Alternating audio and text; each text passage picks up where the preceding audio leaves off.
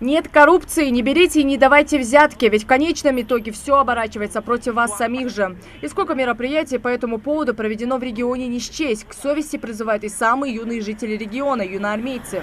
К акции местные власти специально привлекли школьников, чтобы устами детей объяснить взрослым, что коррупция разрушает общество.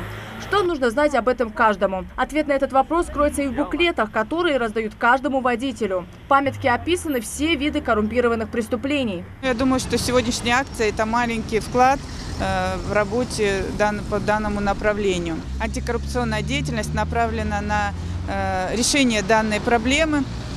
И сегодняшняя акция с привлечением молодежи и школьников города Магаз тому подтверждение. Организаторы считают, коррупция мешает развитию, подрывает доверие к государственным институтам власти, поэтому все силы нужно бросить на то, чтобы сформировать у общества негативное отношение к ней. Впрочем, жители активно поддерживают такой порыв.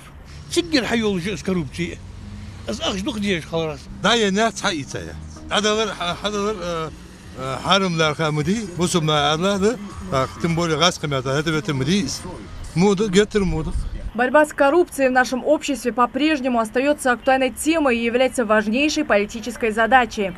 За последние годы принято много законодательных актов и ужесточены наказания за это преступление. Хотя все они, конечно, не сравнятся, к примеру, с законами царской России, когда наказанием становилась смертная казнь. Сегодня власти прибегают к менее радикальным мерам – тюремному наказанию или серьезному штрафу, а именно до 15 лет лишения свободы за получение или штраф до 4 миллионов за дачу взятки. Но стоит ли оно того? Вот в чем вопрос. Мага Келиматова, Сурхо Кусиев, Новости 24.